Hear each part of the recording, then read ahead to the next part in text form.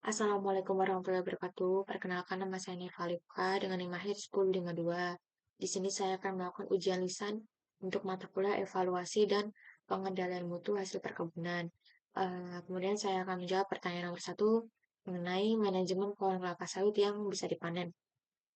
Yang pertama dilakukan itu melakukan pemangkasan secara rutin, terutama untuk pelepah yang menutupi tandan supaya buah itu mudah terlihat dan gampang untuk dipanen. Yang kedua, melakukan sanitasi dengan membersihkan gulma dan pelepah kering yang dapat menjadi sarang hama. Kemudian melakukan pemupukan secara teratur berdasarkan dengan kebutuhan tanaman itu sendiri dan melakukan rotasi tanam yang biasanya setiap 10 sampai 14 hari. Yang kemudian melakukan pemanenan terhadap pohon kelapa sawit yang usianya sudah berkisar 3 sampai 4 tahun tergantung varietasnya. Nah, panen ini sendiri itu dilakukan setiap 7 sampai 10 hari untuk menghindari buah yang terlalu matang karena bisa menyebabkan penurunan kualitas minyak. Yang halnya soal nomor 2 yaitu ciri-ciri TBS yang matang. Dari segi warna, buah itu akan berwarna merah jingga, cerah dan mengkilap, yang menandakan kalau kandungan minyak dalam buah itu sudah optimal. Kemudian berondolan atau buah kecil itu sudah lepas dari tandan secara alami. Nah, biasanya itu berondolan yang lepas itu antara 5 sampai 10 butir tergantung dengan berat dari tandan tandan itu sendiri. Kemudian dari bau itu mengeluarkan aroma khas segar dari kelapa sawit, bukan aroma asam atau tengi. Kemudian itu kalau dipencet teksturnya itu uh, lunak, tapi uh, buah itu akan tetap utuh dan tidak busuk. Kemudian kalau tandan dipotong, rasanya akan berat karena kandungan minyaknya tinggi. Kemudian selanjutnya soal nomor 3 yaitu definisi dan ciri-ciri TBS anaerob. Definisi TBS sendiri itu, TBS anaerob itu merupakan uh, apa tandan buah yang uh, belum cukup masa untuk dilakukan pemanen. Biasanya warna buah itu uh, dominan oranye kekuningan atau bahkan warnanya masih hijau. Terus belum menunjukkan warna jingga warna merah jingga cerah yang mengkilap. Terus berondolannya masih sedikit atau bahkan tidak ada sama sekali karena belum terjadi pelepasan alami. Nah, kalau ditekan itu tekstur buahnya masih keras dan padat karena kandungan minyaknya itu masih sedikit.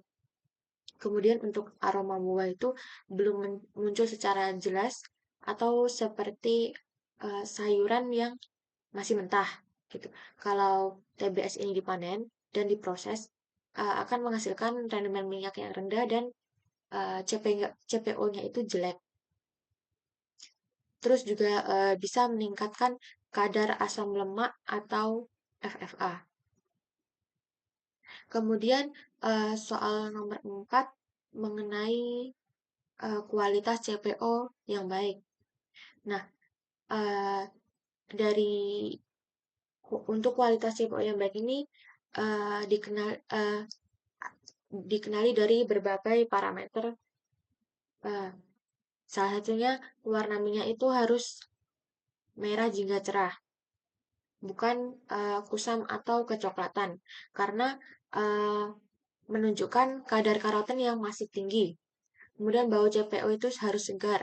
Kalau tengi, seperti yang saya sebutkan tadi, kalau baunya tengi atau asam itu menunjukkan oksidasi dari buah tersebut. Kemudian dari segi viskositas, minyak harus kental dan tidak terlalu encer. Kemudian teksturnya itu harus homogen dan tidak mengandung partikel kasar, air, atau kotoran lainnya. Kemudian kandungan asam lemak bebas atau FFA-nya itu idealnya berkisar di bawah 5%. karena kadar FFA yang tinggi itu bisa mempercepat kerusakan minyak dan menurunkan kualitas olahan lanjut seperti minyak dan biodiesel. Kemudian soal nomor 5 mengenai parameter quality control di stasiun gilingan tebu. Parameter yang diperiksa itu kadar pol atau kemurnian sukrosa dalam nira. Yang kedua itu kadar Brix atau total padatan yang terlarut dalam nira. Kemudian kadar kotoran seperti daun, tanah, atau trash content dalam tebu harus dikendalikan karena dapat mengganggu proses ekstraksi atau pemurnian dalam tebu. Kemudian eh, kehilangan nira dalam ampas itu juga diperiksa karena menunjukkan efisiensi penggilingan. Kemudian suhu dan tekanan pada alat gilingan itu juga dipantau agar proses ekstraksi berlangsung sesuai standar dan tidak merusak kualitas nira yang akan masuk pada stasiun berikutnya. Kemudian soal nomor 6 itu mengenai perbedaan sertifikasi dan sistem penjaminan mutu produk.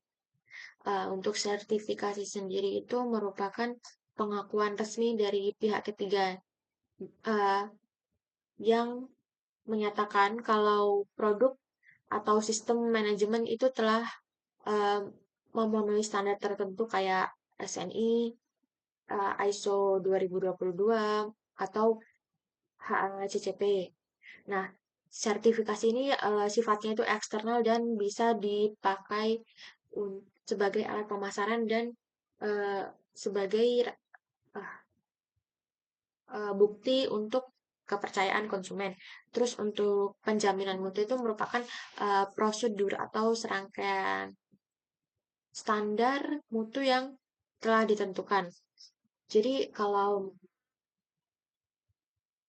uh, sistem penjaminan mutu ini uh, dirancang kalau prosedur dari internal perusahaan itu uh, sudah dipastikan bahwa produk yang dihasilkan sesuai dengan standar mutu yang telah ditentukan. Jadi sertifikasi ini uh, hasil hasil akhirnya yang diakui secara formal. Jadi kalau sistem penjaminan mutu itu merupakan prosesnya yang dijalankan secara terus-menerus dalam kegiatan produksi. Kemudian soal nomor 7 yaitu tahapan penerapan sistem manajemen produk dimulai dari identifikasi kebutuhan dan harapan pelanggan yang menjadi dasar dalam menetapkan standar mutu suatu produk. Kemudian perusahaan uh, menyusun prosedur dan standar operasional yang harus diikuti di setiap proses produksi. Kemudian sumber daya manusia dilatih agar memahami dan mampu menjalankan uh, sistem sesuai dengan standar mutu yang telah ditetapkan. Kemudian pelaksanaan pengendalian mutu seperti pemeriksaan bahan baku, pengawasan proses produksi, dan pengujian produk akhir. Kemudian apabila sistemnya sudah berjalan, dilakukan audit internal maupun eksternal untuk menilai kesesuaian dan uh, efektivitas dari penerapan SMM produk tersebut. Kemudian apabila sudah dilakukan audit, uh, langkah selanjutnya merupakan evaluasi dan perbaikan berkelanjutan serta bertahap untuk menjamin mutu produk itu tetap konsisten dan meningkat dari waktu ke waktu.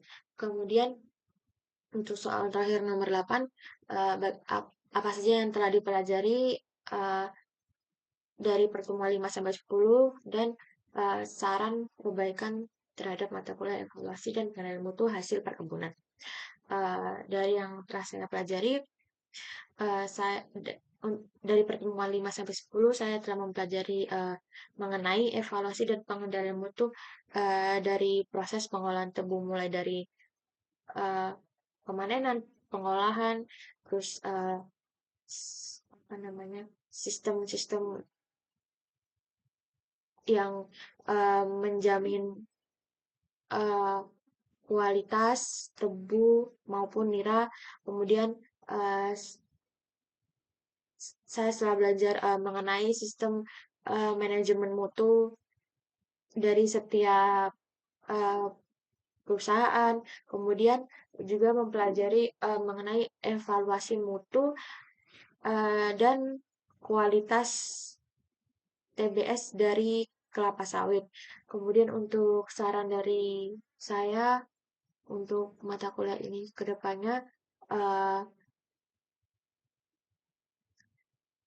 diharapkan untuk apa namanya ya, kegiatan kuliah itu dilakukan studi kasus secara langsung di lapangan, eh, supaya nanti tuh mahasiswa dapat melihat langsung bagaimana penerapan sistem mutu yang terjadi sistem manajemen mutu yang terjadi sebenarnya karena uh, yang dipelajari teori dan kejadian lapang itu pasti berbeda. Baik, itu saja yang bisa saya jelaskan dalam uh, video kali ini. Kurang lebihnya mohon maaf. Wassalamualaikum warahmatullahi wabarakatuh.